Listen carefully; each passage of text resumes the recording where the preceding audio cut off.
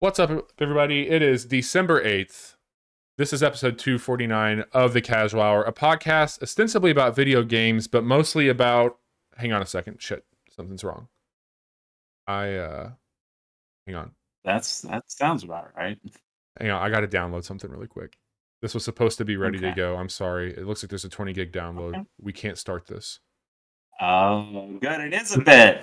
It is a bit! Yay! I'm sorry, everybody. I know that you were expecting to be able to enjoy the show. Man. We didn't do anything on our Twitter account to let you know that you were going to have to wait for us to download this. Give us a second here. In the meantime, you can go watch some of our clips. Actually, play with each they other. tweeted out. But we can, we can wait. There's nothing indicating, like, I'm sorry. Articles on GameSpot, all the big publications talked about it this morning. But I understand if you had to work, it could have been easy to miss. First of all, you got a hot mic. Fix that. Second of all, for it to be Bobby's drinking tonight. 20th anniversary to commemorate that, they said, we're going to make these downloads like they were for 20 years ago. Enjoy. No preloads for anything that's digital these days. Fuck you, 343. And 20th anniversary. 20 years ago, you had a disc that you put in there. Now, the disc doesn't have anything on it. So he's still so hot. Yeah, times have changed. Why is your mic so hot? Why is your mic so hot? Is it hot? Yes, I've told you. Hot mic. Fucking Jude came in here and tweaked the gain again. Yeah, I turned it all the way down. Blame your son for all your problems, Johnny. What you're listening to there is the 343. I turned it all the way down. Johnny. I'm Bobby Pease, the host of this show. The voice. I was actually celebrating a 30th anniversary tonight, not a 20th anniversary. Back when Halo was made by good people. I get it, Chase. Yeah, the good guys. Now they make bad games. It happens. Here Game of the year. Wow. So false. So slanderous. We're a podcast, as we mentioned, about video games. This is it. This is the one. This is the one before the big one. This is the one? Yep. Yeah, this is... If this is the one, I feel bad, because I think we should try to do a little bit better job for the one. This isn't the one. That's my opinion. Like Metallica is the one? Or one? Hopefully not. Or do you mean like Johnny having a better mic? Do you mean like saying that Destiny's good? Do you mean that having Halo properly down? Yeah. Destiny's good. Episode 249 is a What You've Been Playing episode. We're going to be telling you about those games. We got some news to cover outside of bad downloads, but this is the last episode before Game of the Year. We've got one more stream for Friday night where we're going to be potentially playing Halo depending on what patches they put out. And then we will be back Monday night next week, kicking off our Game of the Year deliberations, conversations, arguments, joys, angst, whatever you want to call it. Triumphs, maybe? Triumph of the will. We'll see. It depends. We'll see. But tonight we've got a lot actually to talk about. This close to it, a lot has came out in a 2-week period, in my opinion. I think this has been one of the biggest Decembers I can recall. And some of us have been playing new games. December to Remember sales event. December to Remember. You're getting cars with bows on it and video games downloaded to your system. Who does that? What kind of sociopath goes out and buys a car? Nobody does. For their significant other. You would be surprised. No one. Nobody sane. I mean, it's all Lexus propaganda. Big Lexus wants you to buy dumb carbos. I can't think of too many things that was like if it was something for me, sure, I'll go out and I'll buy it. Usually if it's a bigger purchase, not usually, every time it's a bigger purchase, I'm like, hey, I'm going to do this. This is what I'm getting. It's for me. Is that okay? And yes, is usually the answer. Or I don't think that's smart, but I support it. Anytime there's like, if I would have got, we just got a couch, okay? Like, I'll use that as an example. It's a pretty big purchase. If I just had one day, like, oh, what could that be? Sorry. And there's a giant couch with a bow on it in our living room. You've never sat on this. You had no say in it, but this is what you get. That would be a little weird. I mean, you're psychotic. You're right, but did your wife pick out her wedding ring before you gave it to her? We worked on that. I designed the wedding ring. Worked with the CAD artist, and I made the ring. With her input, or did you just make the decision? Yeah, so we had decided that I would make that ring she was really into that idea. We knew that there was some components from her family heirlooms that we were going to bring over into it. And then I asked her to give me some examples of rings that she liked, but she never wanted to see the final product. She's like, these are some things that I like about this ring. These are things I like about that. And so I borrowed some ideas and concepts from other rings and made her ring. Well, aren't you progressive? I was just trying to point out that there is another time where sometimes you buy a very expensive thing for a person without them knowing what it is, and you give it to them. It does happen. It's just not cars with bows.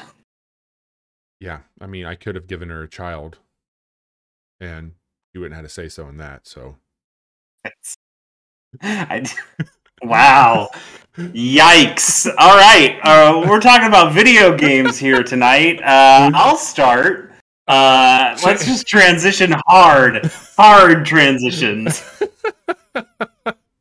Is it okay for me to start, or do you have more stuff you'd like to regale us with? No, we're gonna. I've already upset Johnny, so we got that quota met tonight. I'm fine. Woo! I'm perfectly calm, dude. Calmer than you are. And Chase has been trying to get out of one void into another. It looks like. I played 1.5 new video games since the last time, which is new for me. I mean, I still play a lot. How many hours did you play in an old video game? Oh, Jesus Christ, man! I played so much Animal I'm being Crossing. serious. I am being dead ass serious. I want you to give me an Ace, this is an intervention. I want you to give me an estimation of how many hours in the last week. For estimation, I'll just grab my Switch. It's right there. No. I know you're cumulative. I can see that, but like I'm asking you, like yeah, but no. And it's 2.0.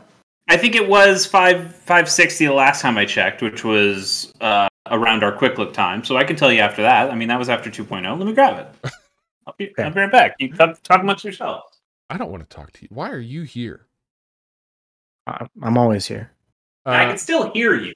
Oh. Okay, got the Switch. I'm waiting with bated breath right now. I'm gonna guess it's probably over 600 at this point. Now, is it comfortably over 600? You were at 520. We'll see. 560, I say. And you're saying that you think you're over 600? When was our quick look? When was our quick look for 2.0? 3 weeks ago. Is that when we recorded it? Because it came out like last week, right? I think it was 3 weeks ago. Let me double check. Talk amongst yourselves. Okay. Yeah. Anyway, Johnny, how you doing? I'm good, Chase. 2 weeks. I'm sorry. Yeah. 2 weeks ago. So 2 weeks ago. Well, honestly, 2 weeks ago was when it went up, and then we probably did it like a week before that. Yeah. So okay, 2.5. 2.5, 3 weeks. And I was at 560 before. Yep. Yeah. Let's see how well this plays. I can't read that. What's it say? 660. That says 660. You better play 6 more hours tonight and take a screenshot of that. Yeah, it might not happen tonight, but it will happen probably tomorrow. So you've been enjoying it. So you said, wait. It was 560. Yeah. Now it's 100 hours. I played 100 hours in probably the last couple weeks. One Persona. Let's say last 3 weeks. 5 Persona 5 introductions. Oh shit! That's a great way to put it. I had a lot more fun than playing the Persona 5 introduction, though. Have you played more Animal Crossing this year than Destiny? Yeah. Oh yeah, big time. Okay. Well, that's hard. Because I was playing Animal Crossing. Like, this is neither here nor there. People don't care. We've talked about Animal Crossing and Destiny on this podcast enough times. But I was playing Animal Crossing once a day, or like an hour a day, until like March, because that's when the year was up, and then I felt like, I did it for a full year. So that was like wash your hands of it. 3 months of an hour a day. And then recently, whenever the 2.0 thing came out, what was that, a handful of weeks ago? Yeah, I've then put another 100 hours in it then. Destiny is something I've continued to play off and on over the course of this entire year. I probably hadn't played Destiny in the last month, like anywhere seriously. Maybe like jumped on and did like one thing with the clan and then jumped right back out. Yeah. But I have been playing Destiny 2 recently, this week, in fact, yesterday, I suppose, more specifically, because to coincide, counter program against the Halo campaign dropping, Bungie said, "Well, what if we had a Halo? We made that. Remember, we made it. We made Halo. Yeah. We can just make it again." And so they did. So the Halo, or sorry, the Destiny 2 30th anniversary, or I guess the Bungie 30th anniversary. Destiny, I know you feel like has been around for 30 years, but it's only been around for less than 10. I gotta say, that's a really cool thing that they're doing, and I did get excited about that. I re-downloaded Destiny today so I could log in and get those as weapons. And I know it's a little bit confusing. There's a new dungeon that's out there. But that's paid content, right? Exactly. People are saying like some part of it's paid, some part of it's free. There is a new 6-player activity that is free for everybody. It is it's an event. You can go in. You can get these Halo themed weapons. There's an exotic. There's a few weapons. We'll run through them. But you can get all that stuff for free. That is just out there. Anybody can play it. Now, there's also some bonus stuff that you can get in there. Some ways of getting more of the Halo weapons easier. Bonus loot kind of stuff that you need to have paid for. And then there's also this dungeon that you need to pay for separately as well. And that is $25. Or if you got the Witch Queen pre-order, if you pre-ordered Witch Queen, which is the next big expansion that's coming out next year, then this got thrown in with that. So, hope that clears it up. And that dungeon has some really cool Destiny 1 weapons that have been reprised. But if you want the Halo stuff, it's... What's up, Bobby? If you paid $25 for this, do you get a discount on Witch Queen stuff? I don't know. That I don't know. Because Probably not. I think I screwed up. I think I goofed. You didn't screw up. You don't want to play any more Destiny, so you just won't. You just won't pay any more money to Bungie, and then you'll be fine. That's good call. And then eventually, you're done. Eventually, we'll all die, and Destiny 2. Won't that be nice? Yeah. Wouldn't that be something? Let's get into it. The sweet release of death. More. I have not played the dungeon yet. I have watched how the dungeon works. I've seen the weapons that you can get out of it. It seems pretty cool, but I haven't really experienced it for myself. I have experienced the new 6-player activity. It is on Eternity, which is kind of the Trials of the Nine themed area. So lots of white stones everywhere, a lot of kind of mystical looking stuff. And Xur, who's the kind of tentacle-faced hooded guy who'd sell you weapons every Friday all through the weekend, he is there. Now he also has a horse that's made of stars. What? Sure. Yeah, Star Horse. Here's the thing about this 30th anniversary stuff. It's all dumb and silly and totally for funsies. It is not to be taken seriously at all. The 6-player activity literally has a big spinning wheel to decide what your next boss fight is going to be. Like Xur is talking about getting your ghosts spayed or neutered at the end of the activity. Like it is literal all silly game show fan service stuff. I'm hearing that, but in the Xur voice. And yes, it sounds pretty good. Yeah, it's funny. It just if you actually see, I don't actually care about the lore in Destiny all that much, but I do enjoy the self-seriousness of it, and I like that Bungie capitalizes everything and has proper names for all their goddamn things. That's just a fun thing for me. And this expansion stuff, this extra package, kind of shits all over that in a way, and it does so in a wink and a nod, but it's still like, if it wasn't for the really cool weapons, I probably would think this is kind of lame. But the weapons are really cool, and so you kind of are okay with it. So the weapons that have come back, you have the battle rifle. It looks it's a pulse rifle. Pretty close. Right? It's a pulse rifle in this. It looks pretty darn close to the battle rifle from Halo. Obviously, it has to look a little bit different for copyright reasons, but it looks pretty damn close. Like, it has the ammo counter on the display. It works great. In fact, it's a whole new frame for that kind of pulse rifle that is really good in hip fire. So if you're hip firing it like you would in a Halo kind of game, it actually has much better stats when you're doing that. So it's built to be like the battle rifle. Neat. And when you zoom in, holy shit, does it zoom in like the battle rifle zooms in? And it just feels great. It's an awesome weapon. It's just pretty damn solid. They also brought in an energy sword, kind of. There are two energy swords. Yeah, there's an arc energy sword and there's a void energy sword, and each one of them looks like a half of the elite sword from Halo. And they even kind of make jokes. It's like, shit, if we could combine these two halves into like one thing, this would probably be pretty fucking cool. I think one of them's even called like half truths or something like that. It's definitely, it knows what's happening here. Those swords look awesome and they play really well. There's also so you guys know what trace rifles are, right? In Destiny, things like Cold Heart or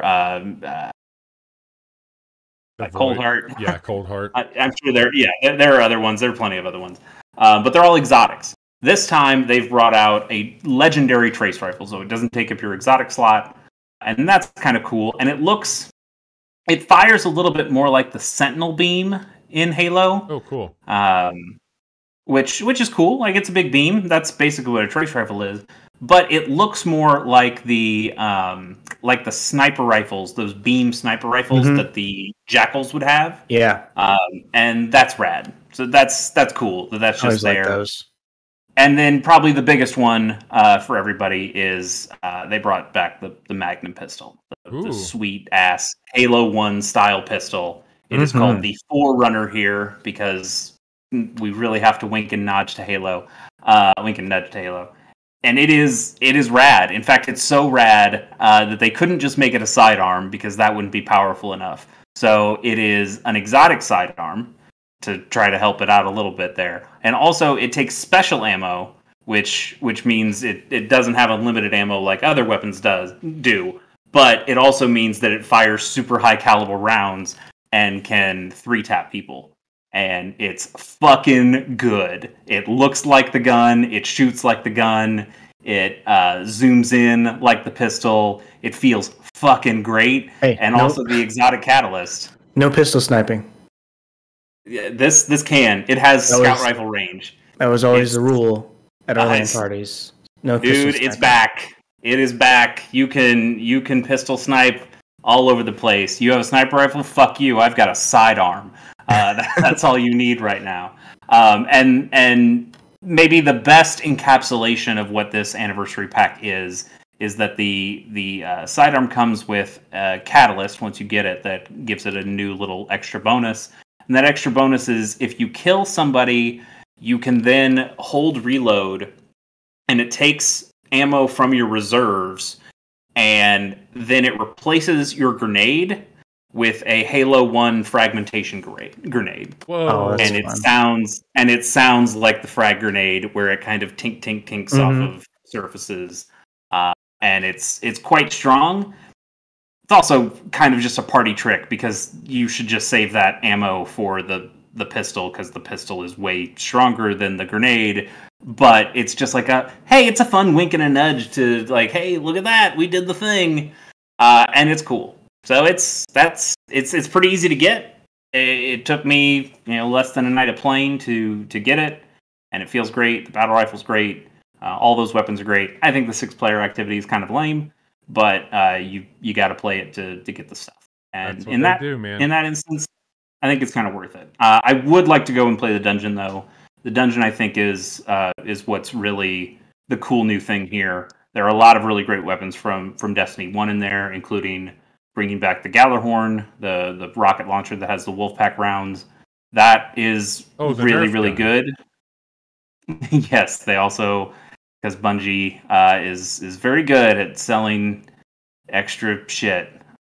He says as he's wearing his Destiny 2 two-tailed fox hat from Bungie. Those fuckers know how to get money out of people. They're selling a nerf version of the Gallarhorn. They are. And I'm not going to buy it. I might. You would have to pay the $25 and complete the dungeon to get that. I know. Well, good. Well, it sounds like I've got at least one person to play the dungeon with me. And I know I don't have another, so that's okay. Anyway, that's the 30th anniversary stuff. I think it's okay. The weapons are great, and that's the part that matters. I'll have a great time using these weapons as Destiny continues to play into the Witch Queen, and I think that'll be fun. Because I like Destiny. It's a really easy game to just jump in and play a little bit and then jump right back out.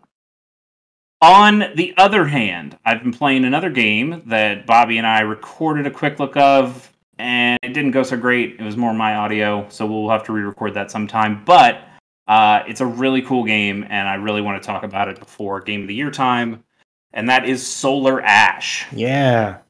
So Solar Ash, it comes from Heart Machine, the makers of Hyper Light Drifter.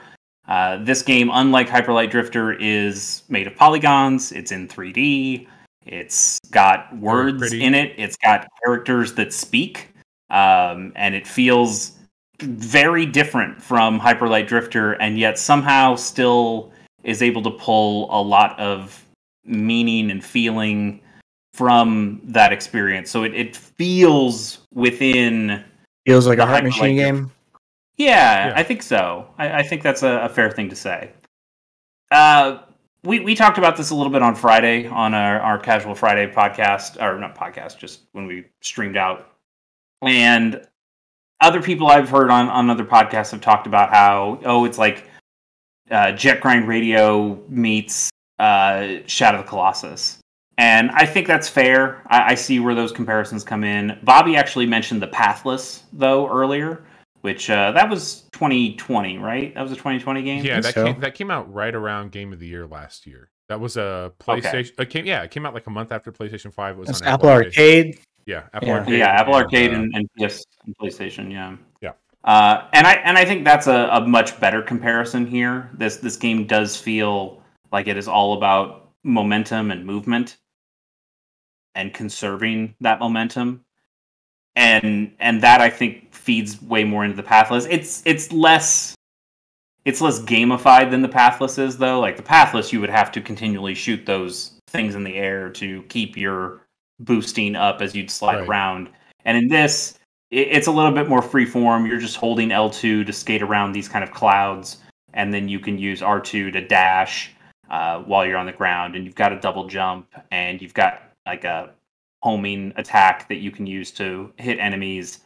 And it just, the flow is really good, but it's also a pretty open thing. So you don't have to, it's not a very authored experience in that you have to do this, and this to get up to a place, but it does, you can do that, and it feels good when you pull those things off because you have that freedom to do it. There's such a good response to it also. Like I think it's a game that could easily be very swimmy. I think it's a game that could easily be really fucking bad when it's not moving quick. Because that's how I felt about the Pathless. But I think Solar Ash. How I feel about like Jet the Far Shore too. Or even like Sonic. That game also has that problem. Like when Sonic's not moving, Sonic sucks. And I think that was one of my... When Sonic's moving, Sonic sucks. Still kind of suck. Wow. Bobby with the spicy takes today. It's a spiky take because spiny. But he's a hedgehog. They're spines. Spiny take. No, I do like the movement quite a bit. It's a good response. And so this game is it's a platformer. It's not quite a puzzle platformer. There's not really a bunch to puzzle out. There are some kind of quick time like events where you have to hit a number of things in a sequence. Basically, the idea, your planet is trapped in the gravity of a black hole, and your kind of strike team has gone into this black hole and has this big device that is supposed to blow up the black hole and save your world. But when you finish installing your part of it, you can't contact the rest of your team, and you're trying to figure out what happened to them and also connect up their parts of the machine to make the whole thing go and to save everybody. And you find out that on this chunk of area that's inside the black hole, there are these things called remnants, which are kind of these black goo like colossi kind of creatures. That's where the Shadow Colossus comparison comes in. And they've got kind of this bone armor that covers them. And in these different areas, you will have to kind of agitate them to get them to come out. And then you have to run on them, jump on them, zoom on them to get to their various weak points and defeat them, so they will disperse, and then that will allow your signal to reconnect to the big machine that lets you stop the black hole. That's basically your goal, and I think it just feels really solid. Yeah. When you get to those boss fight areas, though, when you get to those times where you're actually fighting these big remnants, that I think gets a little quick-timey for my taste. Where I was going to ask about that, because other people I've heard talk about it have said that that's like the weakest point of the game, is when the action slows down, I guess, and you're in the middle of trying to fight these things. It's tough because I think on one hand, it's probably also the best part of the game. It is really cinematic. It feels cool to be on these things. While it does have a quick time-like aspect on it, it also has the freedom where you can just keep running on these guys until they throw you off or damage you with a kind of electricity-like thing that goes if you don't hit the next thing in enough time. But the first one is like this big snaky thing that just kind of swims around. And it feels a lot like that Colossi battle in the water. I forgot what number it is, but it's like the electric eel one that kind of swims around a little pond lake area. And that one, kind of makes sense. Oh, it feels a lot like that. I've got to hit these spines as I go up its head and then stab it in the head. And then you have to do that a couple times and then it goes away. The next one really feels like that big sandbird from Shadow of the Colossi, where you feel like it's got a little bit more space on top of it. You're up a little bit more in the air. You have a few different things. It's actually really cinematic in that sometimes you are dashing around and using your own skill to get to the next place and slash these weak points. And then other times you're using your homing attack to hit these specific parts of the boss. And then at one point it flips over and your character kind of gets tossed in the air, and then you can home back down in on another part of it. And it's just really cinematic and cool as you dash around the thing. But also those parts are pretty time gated in how you do them. Even though it does give you the freedom to kind of run around. Definitely. Like there are the things to agitate those bosses also have a timing element to it, but the rest of the things don't. And that kind of slower paced, more freedom where you can run around and find grind rails and gather materials and just jump around and explore the space. Those parts also just feel good, and because they're really open, it's easy to just keep momentum up and explore places and get really high up in areas, and it's just a good feeling game. And then you get to those boss fights and you're kind of two minds of them. It's like, oh, these are really cool, but also I've had to do these a number of times because it's a little fiddly sometimes. Sure. And yeah, it's kind of whatever. So you're liking this game quite a bit, though. I am liking it quite a bit. I think it looks gorgeous. It's got some really nice cutscenes. The voice acting that I don't think it needs is good. Like I don't think it's bad. It feels weird in a Heart Machine game to hear people talking. It's not adding to the experience. Not for me. Like again, I think these performances are fine. It's just there's a part of me that feels like a Heart Machine game should be like this wordless thing, because that's what Hyper Light Drifter is. Okay. Right. Hyper Light Drifter doesn't even have text. Like it's all some symbol-y kind of stuff that you exactly. Yeah. So it feels a little weird to go from zero messages at all to full-on talking, and also BioShock-style audio logs hidden around places. Like that. Oh, that's so weird. It is weird. It's a neat game. I think I could see this being like a PlayStation Plus game eventually. but I don't think anytime soon. Like, I think it's been pretty well received from what I can tell out there, and I think it's definitely executed on what it promised in a very, very good way. It's a cool game. Yeah. Did you buy this, Bobby? I did.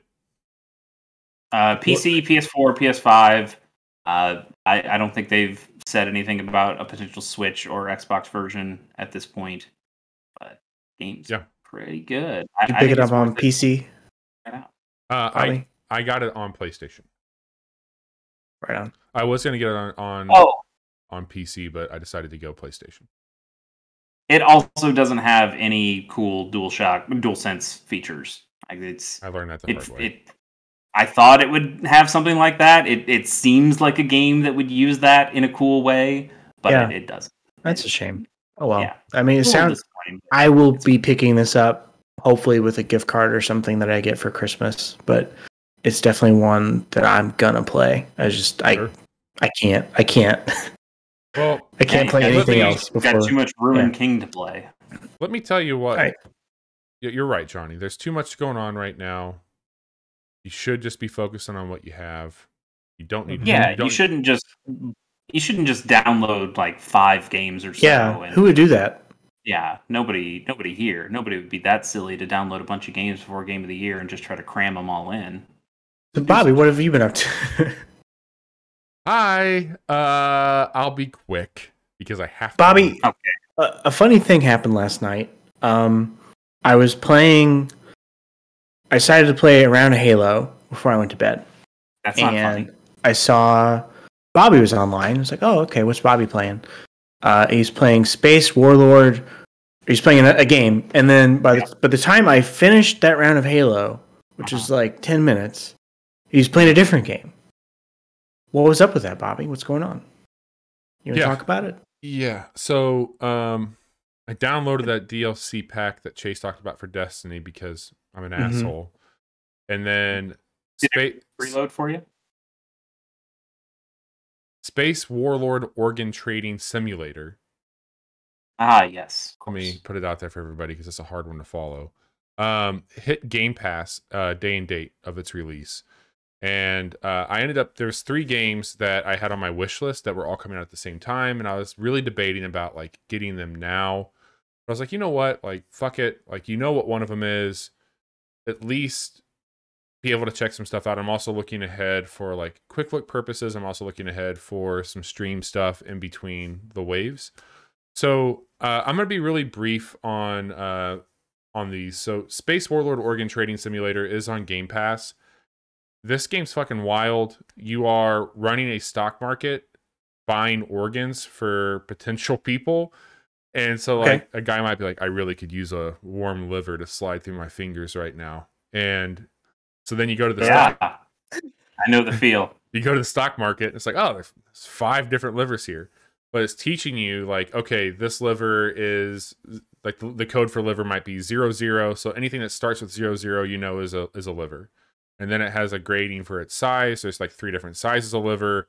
And then like other elements that go into it that I know I can make a profit on. So are there other things other than liver in this game? Just making sure. Nerve endings, eyeballs, lungs, hearts. Okay, cool. Is this treating you market manipulation?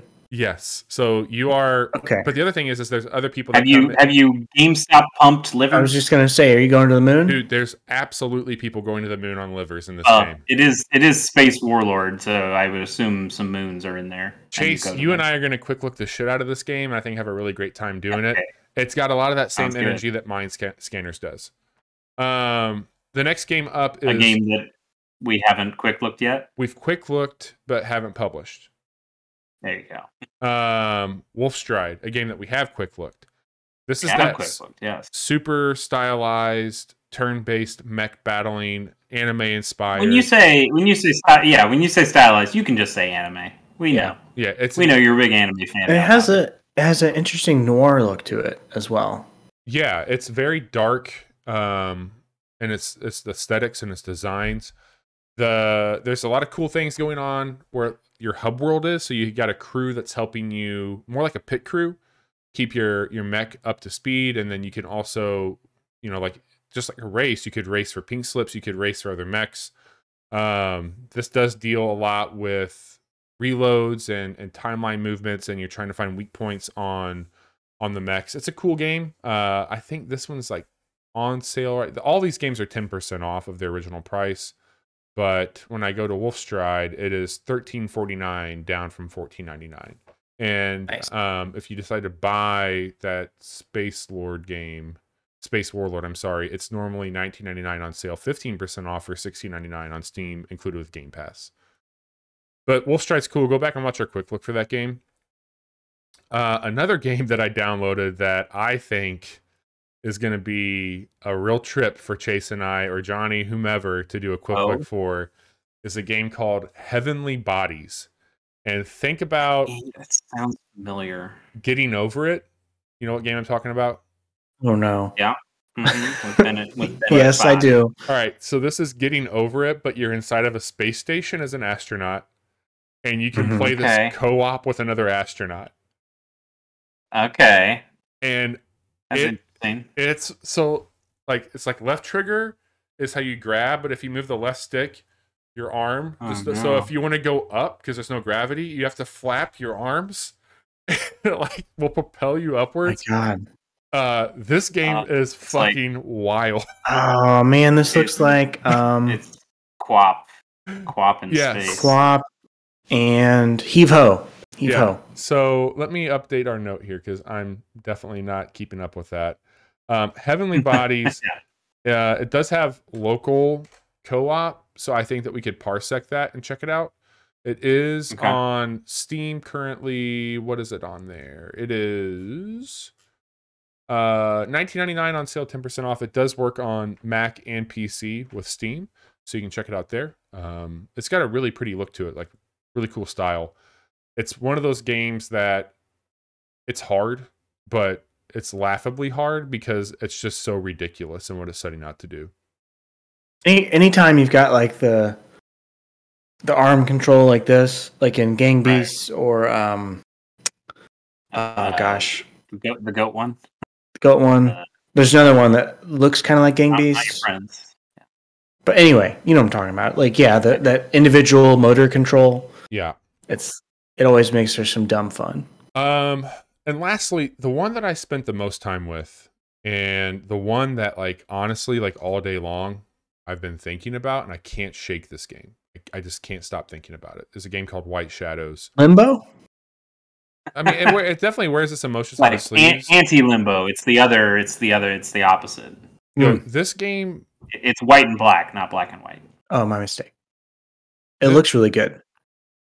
Arguably one of the best looking games I've seen this year from a style standpoint.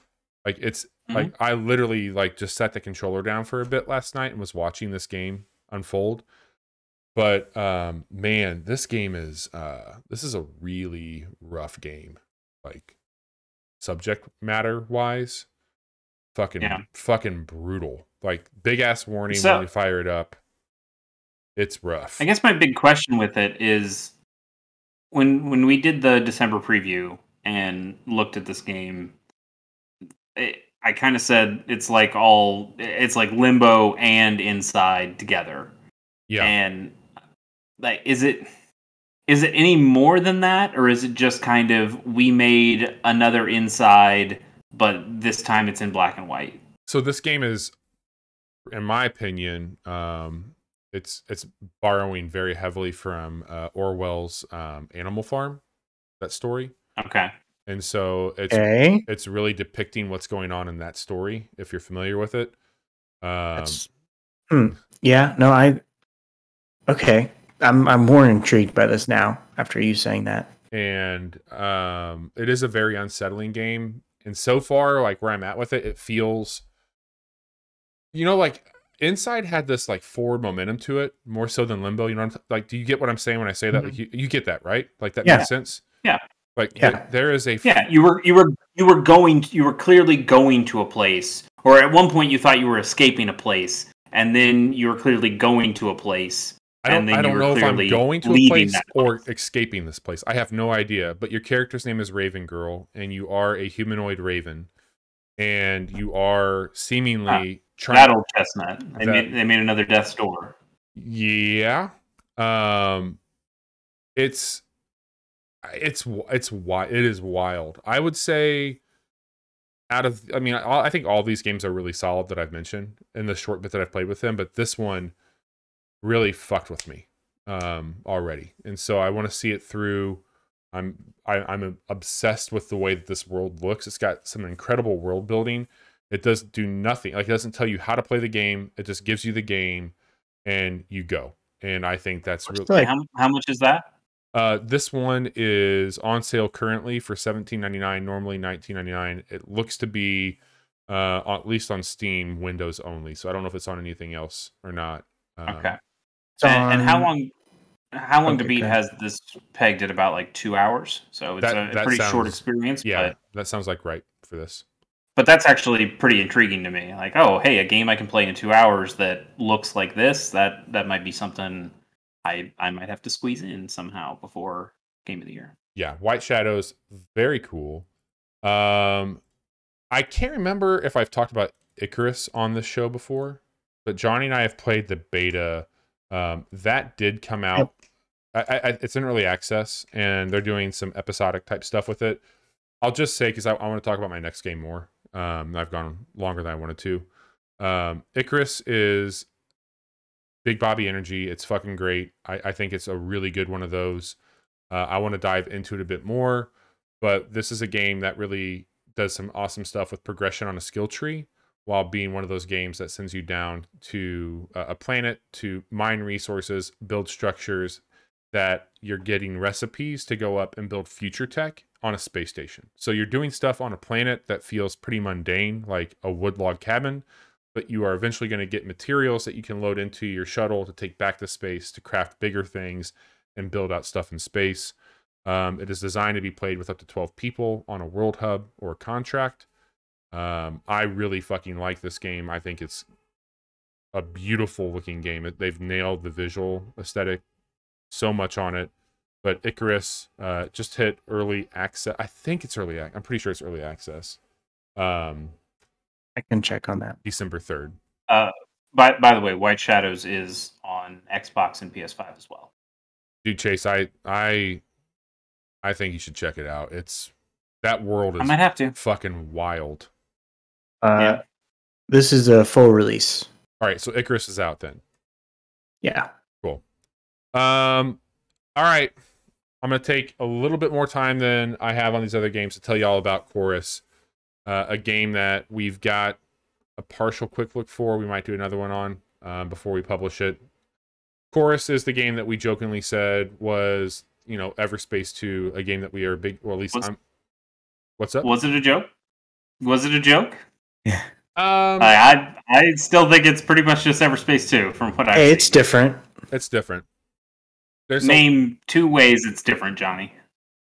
It's named Chorus. The storytelling. Yep. It's very different. It's much different tone, mood, and also how you pilot your ship. Like that, it feels very different than Everspace. Listen, you've been talking to Bobby. That's okay. I put like an hour in, so I'm not nearly as far as Bobby. So a very nice person gave me a Steam gift card for Christmas, and I was able to pay for half of Chorus. So yeah, sorry, Bobby. Proceed. No, you're good. Chorus came out December 3rd, I believe. It's on Steam. It's on PlayStation 5, Xbox, I think. $40. It is very similar to what you would expect from an RPG-based space exploration game where you are in a ship. You play as Nora, and you have a ship that is named Forsaken. That is this really interesting Optimus Prime or Transformer-esque. You're Knight Rider. Yeah, it is. It's Knight Rider in a lot of ways.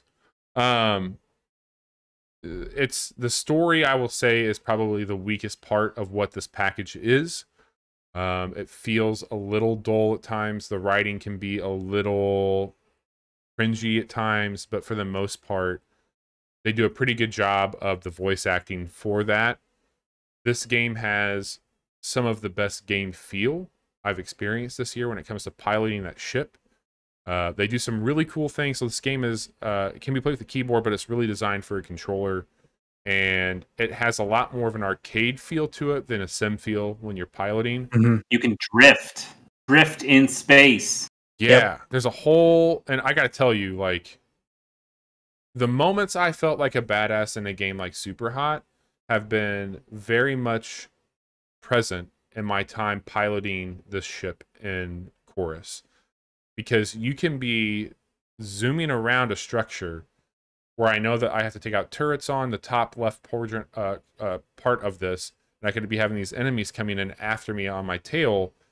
I can let off of the acceleration, hold the drift button, come up around, hit the turrets, and then the other thing that's really cool about this game is it uses a system called rights. So your pilot has these magical abilities that translate into the ship in a weird way. So you can teleport as a human, and when you're in your ship, you can move the entire ship with it. What that does for you, I can drift around this corner, quickly turn around, do an about face on a ship coming at me, and I can teleport and be on behind it and immediately take it out. And it does some really cool things too, because they play into it. There's also 3 weapon categories on your ship. You have a Gatling gun, you have missiles, and you have a laser. And enemy types will require you to attack them with a corresponding type of weapon, but also on different parts of the ship. So one enemy type might put up a front shield that you could definitely break down, but if you drifted around them or teleported, you can then hit a weak spot, quickly bring them down, and move on. It feels really fucking good when you chain all this up together. There's another ability I unlocked that I'm not going to spoil here that does some really cool stuff too when it comes to handling that. And I think I got like 4 more of those rights to unlock. You gave those rights up because your character was part of the enemy faction called the Circle that is in a state of Chorus. That's where the name comes from. But then you took 7 years to reevaluate what you've done because you did some pretty heinous shit. You end up going to the people that you attacked and you start working for them. You're kind of a freelancer, lone wolf, but also now very much part of the Enclave and helping them out. The game uses a series of fetch quests, but also side quests on top of the main storyline. You are upgrading, and there's a mastery system that feels really cool because you're getting perks the more that you use certain things or the more that you like hunt or do stuff in the game. There's a really neat shop that you can upgrade the 3 main weapons. They also have cool upgrades that you can pick up in the world. It's just fucking I mean, I think this game feels so good. It definitely scratches an itch that I got from Everspace, which will come out in full release next year. They had to push back their target a little bit with the development cycle and COVID. I think Chorus is such a fucking good game. And I will say the studio that put it out, as Chase was talking about on the Quick Look we recorded, not a whole lot besides mobile games before this. So for this being kind of a first outing for them, yeah, it's impressive showing for sure. Yeah. Super impressive. Like before this, they ported over the Saints Row 3 and 4 to Switch. So I mean, and before that, it was all iOS and Android stuff. And like, this is pretty impressive for a team that has made basically garbage before. Yeah, maybe really good garbage, but like for mobile platforms and ports, they took a big risk, and it sounds like, at least from what Bobby feels and from some of the reviews I've seen, like it seems like a bet that paid off for them. So that's good. That's awesome for them. Yeah, I don't know how long this game takes to beat. I feel I'm probably hovering on the 50% mark right now, maybe a little bit over that. But 15 hours it says how long to beat. Yeah, I'm just over it then. I'm sitting at like 8-9 hours on this right now. Cool. But yeah, that's it for me. All right. Definitely, I think if any of those, I talked about a lot of games, but I spent the most time with Chorus by a long shot. I would say White Shadows should be on your radars. I really feel pretty confident about saying that. Like, that game's pretty interesting. It's got a cool look to it. That it, Bobby? That's it, man. I think I played, if you talk about what I think you talk about, I played this game too, and it's still really good. Yeah. I still been playing Rune King. I don't remember where I said I was last week. Who's all in your party? it's still the Braum, Casio, and the priestess lady. Have you made it back to Misfortune yet? No, I got killed by that boss. Just got my shit kicked in, and I was grinding out some levels in that first dungeon. So maybe I don't know. Maybe I haven't progressed since last week. I don't remember if I talked about that on the podcast or on Friday. Okay. But on the quick look with Bobby when we recorded that, and that's kind of where he is. Okay. Kind of where you're describing. Yeah, I really like the game. It says I'm at about 30% progress. So I take it this isn't a particularly long game, but I'm good with that. I played some Chorus. I started that game only like an hour or so, and just I'll mirror a lot of Bobby's sentiments. I also played a decent amount of Everspace 2, and I think that Everspace will come out being the better game overall. But I think that Chorus is still worth your time. If you like, maybe like an appetizer before the main course. Yeah, I backed off of Everspace. I just decided like I'm really enjoying this, but I'd like to see this when it's done. And so I still have it installed on my computer. I haven't uninstalled it since I bought it earlier this year. But I'm just kind of waiting until it's more the same thing, man. Like that, cool. Yeah, that game's really special, and doing these incremental updates with them, like I'm happy to help them like squash bugs, but yeah, when they have like literally text to speech stuff for some of the encounters you have, I'm like, you know what? Like that's not how I want to experience this game. And so I scaled back to the point where all the voice act, like the first system of that game is pretty much done. I think at this point more of it is. So I just went back and fucked around there a little bit just to level up my shit. But I'll probably start that game fresh when it hits 1.0. I was going to say that too. I think once it's fully done, new game, and just enjoy it for everything that it has to offer.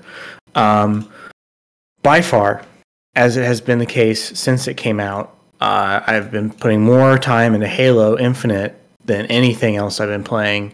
And today, as Bobby unfortunately discovered, it's not unfortunate that the campaign came out. It is unfortunate the method that you had to download it. Which is, it was not available for preload. You had to perish the thought. Yeah. Which is, I mean, Forza Horizon you could install months in advance on your console and on your PC. So it was safe to assume that it would be available for Halo as well. Halo being the tentpole franchise for Microsoft. I'm still surprised this game has come out this year at all, much less than anything that's is also true. Johnny, can I just have a non-emotional 1 minute thing just to put out? Not only did it not have the preload on it, the other thing that was interesting, because I had been checking, because I've played the multiplayer, the campaign button's present on the start menu for that. And so when you click on it, it's like, hey, you can pre-order this game. So I'm thinking to myself, like, okay, well, that's here. Like, I've got it.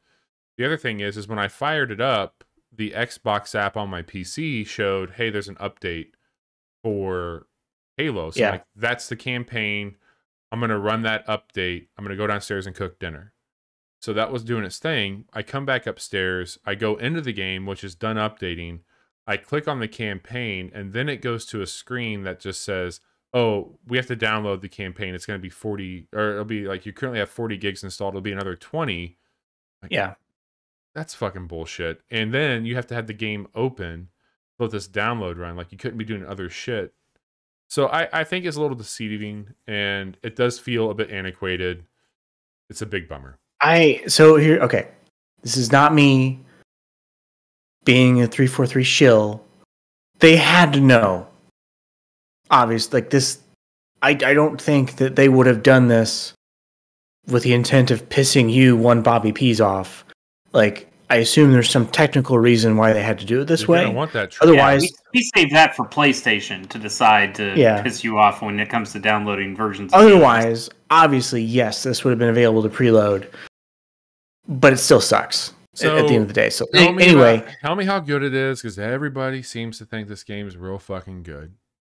I mean, I've thought it was amazing playing the multiplayer the whole time as far as mechanics go. Show me the real Halo.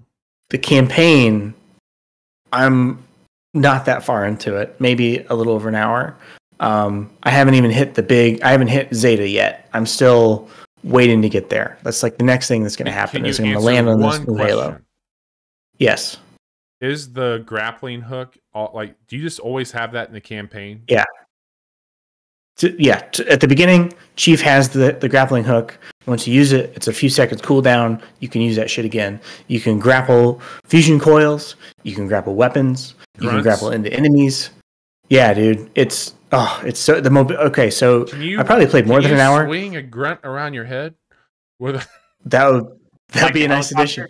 I did see. I saw a GIF today of someone who took a mongoose and hit it onto one of the grav lifts, and then they grappled onto the mongoose, and then it just pulled them across the map. All the Breath of the Wild shit that's starting to happen in this game. That seems real fucking wild. I'm real excited to get to that part of it, but so far, it seems so much better than what Halo 4 and 5 had to offer. From the story seems a little right? Relatively, yeah. I mean, I enjoyed those games for the most part. I did not like the campaign in 5. It was just a slog. They had that one boss you had to fight like 5 different times. So I think what they've presented us here is much more ambitious. It's much more broad in scope, and they this kind of had to be it, right? Like, it's not like they were going to stop making Halo games after this, but if they missed the mark on this one, something was going to happen. Do or die for the franchise. I really do feel that way. Yeah, I don't know. It's been pretty die for the franchise for the last few entries, if you ask me. Here, I'm going to put it out there. I don't know where you're at with this, Chase. I know where Johnny is with it. Halo. I mean, I haven't played it. I can't be anywhere on it because I don't. Well, not this game. I guess more or less you two are very into the Halo series, even beyond the games. I get that. You're way more into it than I was, but there was a period in my life where Combat Evolved 2 and 3 was it for me. That was all I did for a very long portion of my life, where it's weird that I would not continue with a game series that occupied that much of my time, and then to be here we are. There's been a Limp Bizkit album this year. I've got a new Halo game. Got a new Psychonauts game. Got a new I mean, it's weird. It's weird. It is weird. I don't have a ton of thoughts I can share right now about the campaign. I'll talk more about it next week during Game of the Year, I'm sure. But I will say it's made a really strong first impression. I probably spent way too much time looking for the skulls in the first couple levels I was in, because there are skulls to find. It tells you when you start the level, hey, there's this many audio logs, there's a skull here, and there's one other item that you can find. And I spent a lot of time, there was one where you're in this big, hangar area almost, or almost like an assembly line, in that Titanfall 2 level. And I just spent a good bunch of time just fucking around with the grapple shot and seeing hey, can I get over here? Can I get over here? And I got there, and there wasn't anything there. There's no skull I was looking for. But the fact that I have that mobility, that freedom, I don't know. It's just another layer on top of the Halo sandbox, which is already very good with how the gunplay feels. I don't know. It's Johnny. I don't know how true this is. I did see a report that came out today that said 2/3 of the game was scrapped. I read that too. That basically was Breath of the Wild inspired for this story. And if you look at the first teaser that they gave us back in 2018, 17, whatever that was, that's what you felt like they were going for. Because it showed, zoomed out, and it showed Chief driving in this Warthog through this big Halo ring.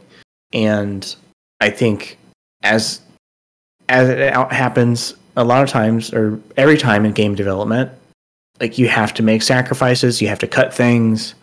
I think especially with how it showed last year, and when they brought Jason Staten back in, who was the writer on Halo 1 through 3, he like it had to be bad for him to come in, and like the fact that they put out something that is as good as it is, despite the flaws that it has, and it does have flaws. It's I don't know, like it's incredible that it's this good despite the development obviously being troubled. Yeah. So it's I don't know. I couldn't be happier with how this game has turned out. I'm really excited. After we're done with the podcast, I'm going to play more of that campaign, put an hour or two in before I go to bed, to really see some more of it. But so far, multiplayer combined with a little bit of the campaign of experience like this, I can tell you I'm going to be talking about this next week for sure. Yeah, I'm going to try and figure out. Chase, you're not going to play this before next week. But no, I mean, you guys, I feel like I've made my peace about this a couple of times, but I've been a little disillusioned with Xbox in these last couple generations. I just don't like a lot of the way that the boxes are made, which has made it tough to get into some of the exclusive games. I mean, I'm really excited for Forza. I'm glad you guys think that game is awesome. I would love to play that, and best racing game I've ever played. But same. Halo has the extra issue of I've played a couple of these 343 ones. I've played 4, I've played 5, and I played the Master Chief Collection, and all of them have disappointed me in different, various ways. And even when people are saying, "Hey, they pretty much got it right this time," that there is stuff in there that you'll really enjoy, and I believe them, but I also see something and I go like, you kind of just put Far Cry into your Halo, and maybe that feels really good, but there's a part of me that's just like, Chase, can you answer a question from Halo? chat? Halo is a very specific thing to me. Yeah, I'll answer that. But Halo is a very specific thing to me, and I'm still not sure this is quite hitting what I want out of it. But it's I don't know. We'll see. I do want to see more of that game. I just don't know if I want to play more of that game. Smurf, can you tell me what you're talking about more? Can you expand on that a little bit more of like what we're still talking about Halo here? Yeah, like the aesthetics of Halo? Chat's asking, are you saying that you don't like the aesthetics, the guts, or the actual methods the guts are made? So I think this, if I'm reading this the right way, it's more like, do you not like the way this game looks? Do you not like what it's mechanically doing? Or do you not like the way it's made? Oh, he's just talking about the Xbox in general. Yeah, the Xbox thing, it's more of the UI of the box. I don't really enjoy going through that user interface. I don't like the way it downloads games, at least not on the Xbox One version. Maybe they got better with the Series X, but I didn't like the way it was giving percentages without giving time at one point. I didn't like the way it handled the game library. I didn't like the way I was going through the store. Not that PlayStation was way better, but it felt better to me. And then also, I really just didn't like the Xbox One controller, which was a real bummer because I think the Xbox 360 controller is still probably my favorite controller ever. And I've always hated DualShocks, but for whatever reason, the PS4 and then the PS5, I think they've gotten it really right with those controllers recently. So that's kind of my problem with Xbox. And also, generally, I don't think their first-party games have been something I'm super excited about. It's all shooters and racing games, and that is fine. I like shooters and racing games, but you might know me. I'm a fucking weeb, I believe we call it. And Microsoft and Xbox is not where you go to find Japanese games. That is where you go to Nintendo. Yep. That's where you go to Sony, and that's where I've made more of a home playing that kind of stuff. You can't play SD Gundam G Generation Genesis on an Xbox, goddammit. Don't you love it when your co-host just does the work for you? Yep. Yeah. All right. It's nice. That is it for me this week. And I guess that now takes us into the casual report. The casual report. Man, John. Final bit of news before... there will never be news again after this. Until 2021 news, that's for sure. Yeah. Bobby dropped the story in here. Bobby, is this a Bobby P's original headline right here? Mm-hmm. Okay, You like that? let me just... You got to do it in a Newsboy. You got to do... Take two takes it two takes two. Yeah, right? That's what an it there. I think you missed a bit in there, but yeah. I was going through for like a 40s, 50s newsman. Okay, yeah, I get it. I can do content. I would go more like an extra, take two, takes it to takes two. You know, John, can you tell me, what does a 1980s newsman sound like? Brokaw?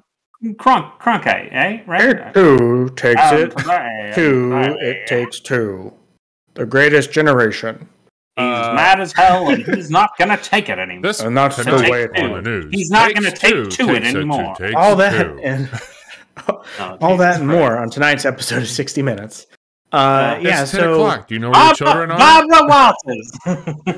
This is chaos. Extra. Have you heard about Taken 2? Yeah. Can we get Ben Affleck and Christian Bale and Newsy caps out here? This sucks so much. This has to be the title. Oh, God. This has to be the name of the podcast, and I hate that. I hate it. That's gonna be the anyway, It Takes Two is a video game that came out this year. Widely accepted. People love that game. Yeah, people love that game. It is a local co-op only game about a couple of parents that are going through divorce. Not related at all to... Do you think it's better than Brothers? I don't know. Like, in terms of the... I have never played any of these guys' games.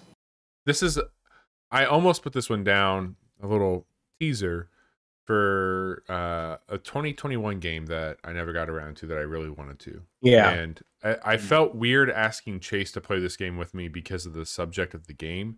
And I felt even weirder. You'd rather play with your wife a game about divorce? I don't want to play a game about divorce with my wife. I don't want to give her any ideas.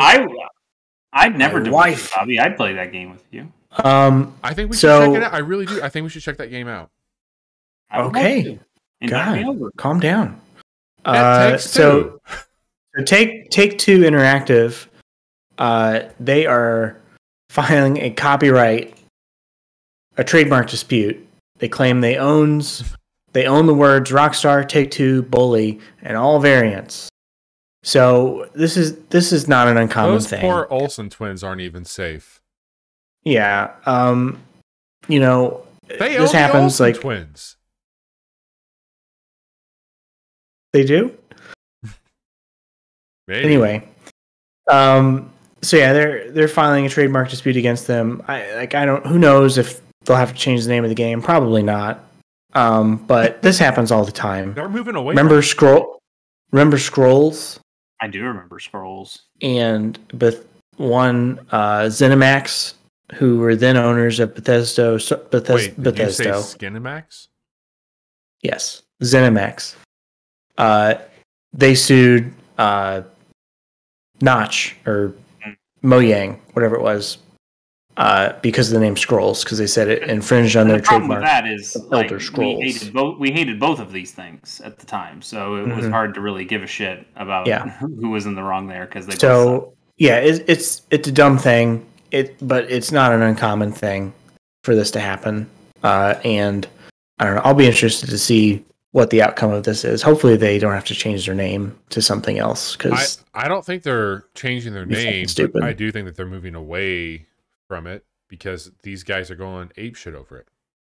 Yeah, it's real dumb. Just these. I mean, they also haven't. He hasn't made a sequel to any one of his games before anyway. So I doubt It Takes Two too. It Takes Three, or whatever.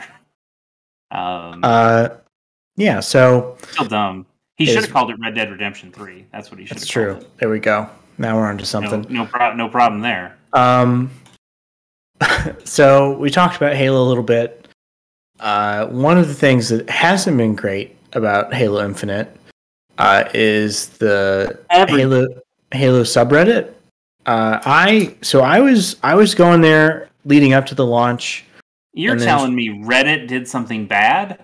Chase, I know it's hard to believe, but the people, it is very hard to believe. The fine folks at Reddit, there was. And so good though. God damn, it's so. The Battle Pass in Halo Infinite isn't great. A lot of the stuff about the free-to-play aspects of it could be improved. They've already given. Well, I think the big problem is that the way that the Battle Pass works is that it has these bounties, and the bounties ask you to play the game in certain ways. Right. And those certain ways of playing the game are sometimes counter to playing the game well, so especially for the game types. Exactly. You have people coming in, playing just to complete this bounty, and then quitting. Or I've been playing rounds of Oddball, and people just won't play the objective. Like, my team will be standing around the Oddball, but no one will pick it up because I assume they're trying to complete some bounty they're working on. And maybe that wouldn't be a problem if they had, like, I don't know, like some sort of team deathmatch Slayer variant in there. But they decided, no, we don't want that. I guess that's coming soon, or it's in there now. Sketch, who is the community director at 343, wrote a big long post on the Halo subreddit before it was locked down, explaining, like, these are why we made these decisions. This is why this isn't as simple as you think it is. And, like, really laid out in very plain terms, like, hey, we know, and he even said, like, you know, it wasn't great that I had to do this bounty for this gun that isn't great to use for, like empathizing, like, hey guys, you know, we love the game too, but there were like death threats, there were people being doxxed, and I had to unsubscribe from that subreddit because it was just turning into such. You got out before it got locked down? Yeah, and I had no idea, and then I went to the subreddit drama, which is great. Whenever something this happens so frequently that there's a whole subreddit devoted to subreddit drama, and I was like, oh, okay, so the people there already sucked, and then they took it to the next level, and they had to just completely shut it down, and it was down for the weekend. It came back up. I poked my nose in there on Monday. It's like, is this still cancer? Oh yeah, it's still cancer. Okay, time to go. And it's not great. It sucks. All right. Work is being done. They realize there are issues with the way the Battle Pass works, with the way the bounties work. They have already made some changes to the game in the way that experience gets earned. You play, I think, 5 matches, and you're guaranteed to gain a level just from the XP you get at the end of each match just for playing a game. So they're working on it. There will be a Slayer only playlist, and you know, they're going to continue adding new events and things like that. Like, it's been out for 3 weeks. You know, they're going to keep working on it for a long time. Yeah. It's going to be okay. Johnny, I told you back in our day, we didn't need a Battle Pass to play a video game, and we liked it that way. True. I thought in chat here, talking to the Smurf, who's been dropping some fucking knowledge on us tonight. I think that, look, I'm not the target for any of this shit. Like, I don't care about multiplayer games anymore. I was playing this because it made me remember things about multiplayer games that I did like.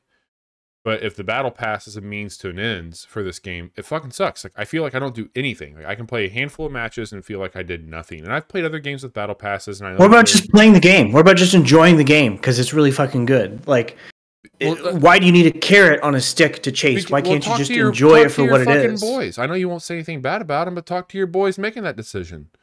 Talk about 343. It's the first fucking thing I see when I start the game up. Here's where you're at with your progression. I mean, that's how they make money, especially. That's how they're trying to make money. If the game is free, I would gladly play this. It is free to play. But if all the cool shit is behind that Battle Pass, if I want to look a certain type of way in this game, which is a multiplayer game is about identity, fuck what you heard, because they've moved to that. Like, it used to be just, here's your Spartans, red or blue, whatever it was. It's not that anymore. It's about since 3. Yeah, they had armor. And if there's an option to make my Spartan look really fucking cool. I want to do it. But if all that's locked over here that I'll never fucking get to, fuck it. And you can't say just play the game and enjoy it, because there's a reminder constantly telling you, you suck this much. You've moved your needle this far tonight, and you're not going to do better.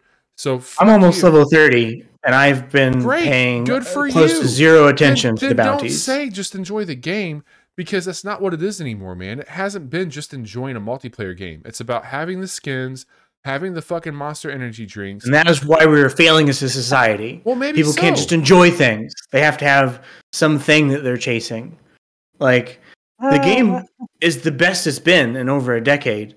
And, like, I understand people's frustrations. I can't even but Jesus fucking Christ. I have to be this fucking gray Spartan. Like, I can't get an original fucking green. Have I not done enough for them? You can change your color to green, buddy. After you hit level 2. No, you can go change it to green or some other color. What color green? It's not a real Spartan green. I don't fucking know. Can somebody out there please just make a meme, put the impact text, and have hates Halo, loves Halo, Destiny? So, like that's all we need. Fuck, I can even, like, Destiny. I can at least. Bobby, if you wanna dress up a character and go have a good time, Destiny's your game, bud. But even like, what I'm saying, Johnny, is this: you like, it's not just Halo. Be like, just enjoy the game, because I can. Because just fucking play the game. It's not that way. Like, if it was that way, it's that way for me. So, hey, what are we doing here? Can you go to Cracker Barrel and not play checkers? Yeah. Not me. I'm there for that. Uncle Herschel. If you didn't play checkers, were you really at a Cracker Barrel? I think. Or I think that it's not checkers, but it's the one where you have to leave the one golf tee in the middle. Mm-hmm. That's the game. I'm not saying that these criticisms are unwarranted. I think making it the sole focus of why you think this game is dog shit is dumb. No, I think it's dog shit because they hit a 20 gig download behind a fucking button. That's why I think it's dog shit. Okay. Yeah, like, it's just... Oh, boy. I find it annoying at times that I'm not unlocking stuff as quickly as I would like, but it's whatever. I'm still playing a really good Halo game. It's all right. So I'm going to look bad and die rather than at least feel good about how I look while people are just fucking teabagging me. At least I look, oh, who's this gray fucking Eeyore that I'm teabagging? I look like every other dead fuck on this floor. I want to look like something I enjoy at least. If I'm not seeing my body enough, because if I'm winning, I'm not seeing my body, so I shouldn't care. But if I'm dying at the rate that I'm dying, which isn't moving the needle on that XP bar, I'll tell you that much. I got to see my drab ass. Fuck it. Make me look good if I'm going to die. That's all I'm asking. If I can't get the W's, at least let me get the threads. All right, you should have completed those bounties. Wow. Anyway. So, moving on from that. Moratorium on any Halo talk until next week. Fine. It's all right. I don't have it downloaded anyway. Respawn stop selling Titanfall 1. No. Here comes Johnny. I'll tell you what. Why is it not about games still? Why are they going to get rid of this one? What do you guys say about your boy Zampella now? They promise they still love Titanfall. That it's in their DNA. But yeah, I mean, games get pulled sometimes. I don't know what the reason was behind this necessarily. But it is unfortunate anytime a game gets taken down. Yeah. I mean, Titanfall 1, that was a game that was only they're not all it is. Mm-hmm. They're not taking the servers down at this time.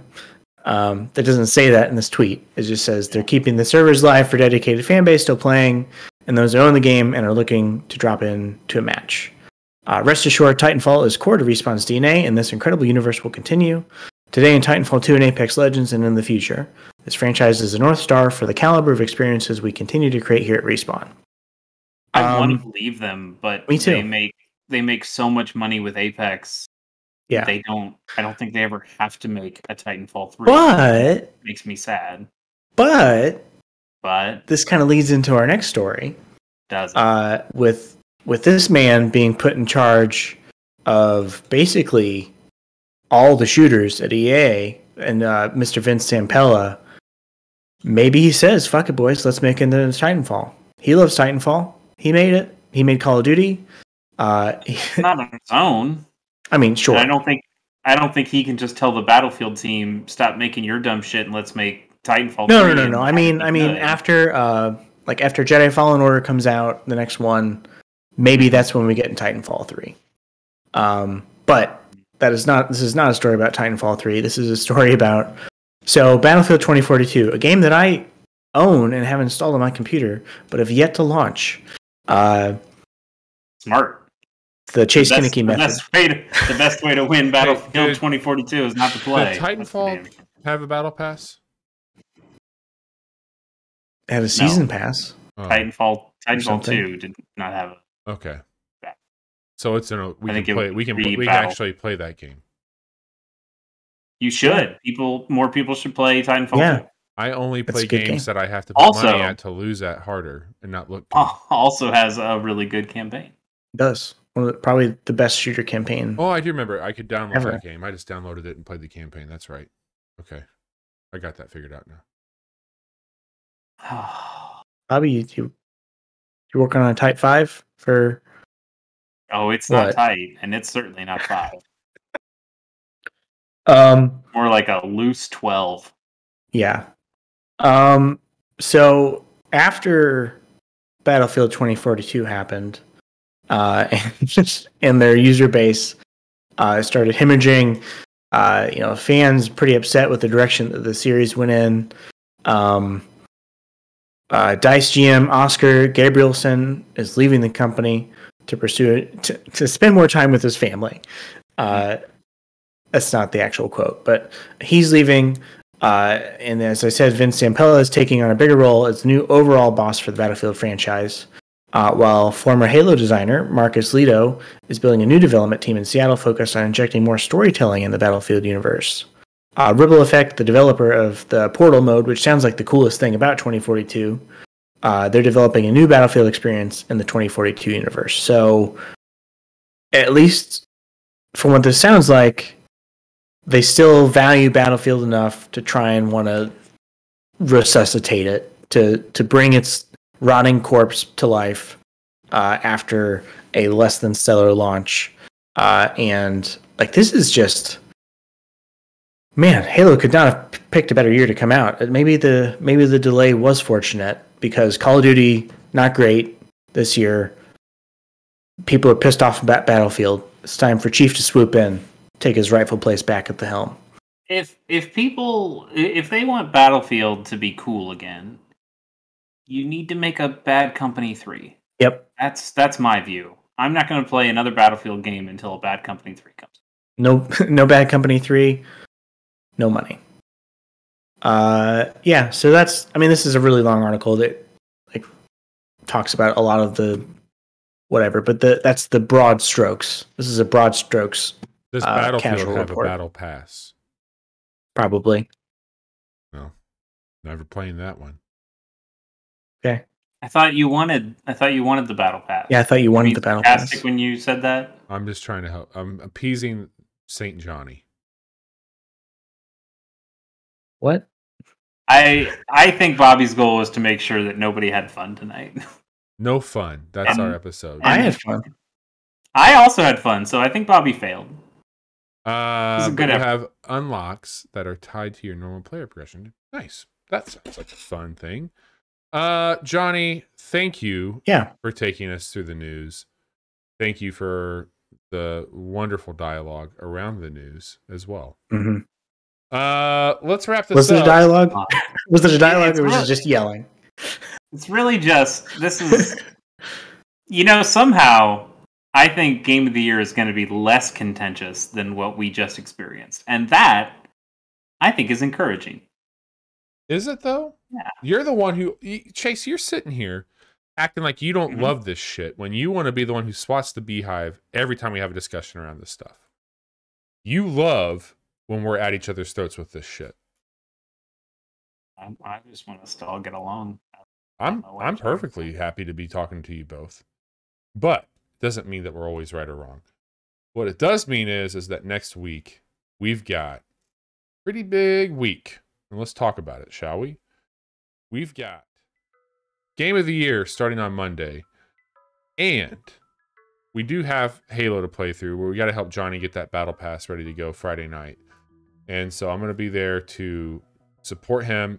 Maybe Patrick will be there. I might avoid that one. I might skip out on that. Probably wise, Chase. Maybe I'll be in the chat. We'll see. Well, you like it when we're fighting. Anyway. Say that. I don't... What? It's coming out of left field. We will be hanging out Friday night with Patrick if he is ready to go for some Halo Infinite multiplayer. And that should be fun, right? Well, Smurf, you can link up with us. We're going to be playing. Sure. Yeah.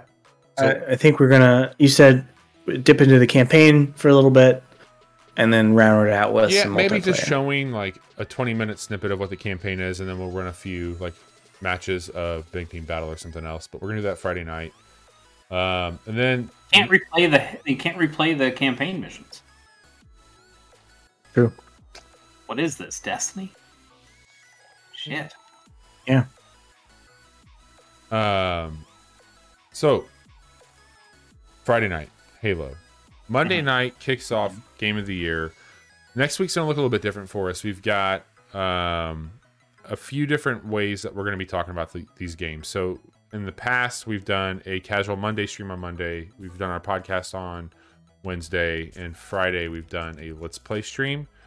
Next week, we're going to be breaking up our categories over Monday night and Wednesday night. And then Friday night will be our traditional top 10 for the show, our personal top 10 list. And then Chase will do all of his math and crunch the numbers and falsify data if it doesn't appease him on what we decide for the game. I'll try. But we will have all that next week. It'll be a really good time. We're going to stick to our 10:30 start times, and we'll be breaking down those categories. We would love for you all to be here. Those are usually, I mean, in the past, we've recorded them not on Twitch, but it'll be fun to have you all there with us as we talk through some of these categories because it's ridiculous in the best way possible. So if you want to follow along with what we got going on, there's a couple ways to do that. The easiest way is to tune into our website where we post all these quick looks that we do. But next week, making sure that you are tuned into twitch.tv/casual hour is the big way to do that. We've got a lot of fun stuff next week. On top of Game of the Year, we got a couple quick looks as well. But we should definitely make room for that Game of the Year because it's going to be a big one. Chase and Johnny, you two have been playing some Pokemon. You want to talk about that? Sure. Yeah. Episode 2 of Chase and Johnny's excellent Pokemon Nuzlocke adventure is out. You can watch that at Chase K Plays, is my YouTube channel where we've been putting those episodes. And episode 3 comes out, I think it comes out the Saturday after Game of the Year. So that's the 18th, and that'll be exciting. So you guys can see that. We'll take on our first gym leader in that episode. But yeah, we've been finding lots of new friends, naming them really dumb shit, and having a real good time. And it's been nice having Johnny there. And now for this second episode and on, we've got a secret weapon with us, and it is a Prima strategy guide for Pokemon Diamond and Pearl, the Gen 4 versions, not the new versions, because Prima died before. Prima died a while ago. So that's been fun to have that out, and we can kind of compare and contrast what's new with these releases and what stayed the same. That's been a good time. Yes, and as Jedi points out, long live the Beeve. Our new MVP on our team. Great. Awesome. So as we mentioned, we got a lot of things going on. We've got a quick look tomorrow for Next Space Rebels, which is a game that I've really enjoyed this year. So please tune in for that. Friday night, we've got more Halo Infinite. And then starting Monday, we got our Game of the Year. And we would love for you all to be there. Lots of good reasons to hang out. We will talk to you all soon. Thank you for everything.